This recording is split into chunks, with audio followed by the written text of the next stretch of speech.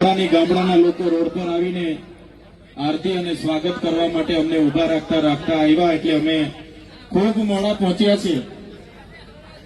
પણ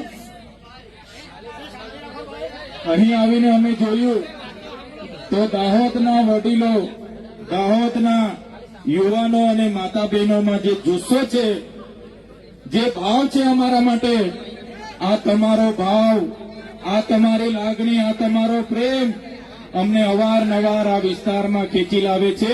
અને આજે અમે આવીને જોયું, વરસાદ છે છતાંય, વ્યવસ્થા નથી છતાંય હજારોની મેદની અહીંયા આવીને ઉપસ્થિત થયેલી છે. બધાને મેં બે હાથ જોડીને નમન કરું છું, વંદન કરું છું.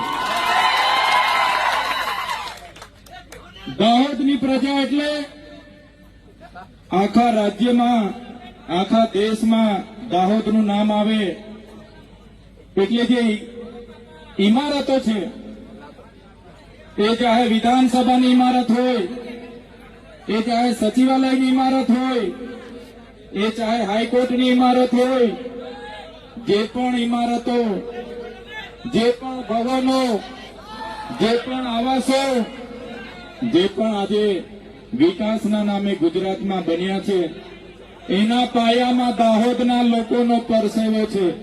અને એ દાહોદના લોકોને મારે સંબોધન કરવાનું છે. ત્યારે મને આનંદ થાય છે કે એ દાહોદની પ્રજાની વચ્ચે છું, જેમની આજે સંઘર્ષની વાતો થાય છે, સાહસની વાતો થાય છે અને દાહોદની પ્રજાની મહેનતની વાતો થાય છે. ત્યારે આ ગુજરાતના વિકાસમાં પાયામાં દાહોદની પ્રજાનો પરસેવો છે. એટલા માટે આજે ગુજરાત વિકાસની પંથે આગળ વધી રહ્યું છે. આઝાદીના 78 વર્ષ થઈ ગયા. આજે અઠવાડિયા પહેલા, દિવાળી પહેલા ગુજરાતની સરકારે વિકાસ સત્તા માટે ગામડે ગામડે રથ લઈને એમના ધારાસભ્ય અને સાંસદ સભ્ય પહોંચતા હતા, ફરતા હતા અને વિકાસની ગાથા સંભળાવતા હતા. વિકાસની મોટી મોટી વાતો થતી હતી. ત્યારે વિકાસ મહોત્સવ આજે ચાલે છે.